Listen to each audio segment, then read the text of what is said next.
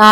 ပြီကိုဘတ်ဂျက်တို့မဘတ်ဂျက်တို့အတွက်ဘတ်ဂျက်ဖြစ်တဲ့ပလာတာဆိုင်နောက်ထပ်တစ်ဆိုင်ကိုတို့ရက်ွက်ထေရလက်ဖက်ရည်ဆိုင်မှာကျုပ်ပလာတာတစ်ချက်ကိုဘယ်လောက်ပေးစားရလဲရှင်ဒီဆိုင်မှာတော့ကျုပ်ပလာတာတစ်ချက်ကိုမှ1500ရဲပေးရတာပါခုလုံနေတာလေးကတော့ကြက်မြင့် cheese လို့ခေါ်တဲ့ပလာတာလေးပါကျုပ်တွေအများကြီးရဲ့ကြက်မြင့်တွေအများကြီးရော cheese တွေရောပါတာကိုမှတစ်ချက်ကို3500ပါရှင်နောက်ထပ်သီးမှာထားတာလေးကတော့ chocolate ပလာတာပါ chocolate ပလာတာလေးကသူ့ရဲ့ရောင်းအားအကောင်းဆုံး item ထဲမှာတစ်ခုအပါဝင်ပါပဲ chocolate အနှစ်တွေအများကြီးထည့်ပေးတဲ့ကျုပ်တွေလည်းပါပါတယ်အဲ့လိုမျိုးအချိုအရသာလေးပါတဲ့ကျုပ်ပလာတာတစ်ချက်ကို2000ပါဒီဦးလေးစီယာပလာတာတွေကတီတို့မြန်မာပြည်မှာစားနေကြပုံစံမျိုးမဟုတ်ဘဲနဲ့တီတို့ထိုင်းဘက်မှာစားနေကြလိုမျိုးပလာတာကိုအချိုအရသာလေးနဲ့အချိုပွဲလိုမျိုးစားတဲ့ဟာမျိုးလေးတွေများပါတယ်ဒါလေးကတော့ရနိုင်တဲ့မီနူးလေးတွေပါသူ့မှာအချိုပွဲလိုမျိုးစားရတဲ့ဟာတွေများပါတယ်ဒါလေးကတော့တီမှာထားတဲ့ကျုပ်ပလာတာပါကျုပ်ပလာတာလေးကိုလည်းသူကနိုစိမ်းလေးပါထည့်ပေးပါတယ်သူ့ရဲ့နောက်ထပ်ထူးခြားတဲ့တစ်ခုကထောပတ်အစစ်နဲ့ကြော်ပေးတာပါစီတွေအများကြီးလက်ထည့်သုံးထားတဲ့ပလာတာမဟုတ်တဲ့အတွက်ပြန်ကြော်စီတွေသုံးပါလားစီမတက်ပါလားဆိုတာကိုလည်းစိတ်ပူစရာမလိုပါဘူးဘယ်ပလာတာကိုပဲဖြစ်ဖြစ်သူ့ရဲ့တီးတန်းလောက်ထားတဲ့မီယိုနီစ်လိုမျိုးအနှစ်ကလေးတစ်မျိုးစမ်းပေးပါတယ်အဲ့ဒီအနှစ်ကလေးကလည်းချီချိုအီအီလေးနဲ့ရမ်းစားလို့ကောင်းပါတယ်မုတ်တွေအကုန်လုံးကိုတော့လက်နဲ့ပဲကင်ပါတယ်နော်သူဆိုင်ရရောင်းတဲ့သူ3ယောက်လုံးကမုတ်တွေအကုန်လုံးလက်နဲ့ပဲကင်ပြီးလုပ်ပါတယ်ဒါပေမဲ့ပတ်စံပုံကိုတော့လက်နဲ့မကင်ပါဘူးရှင်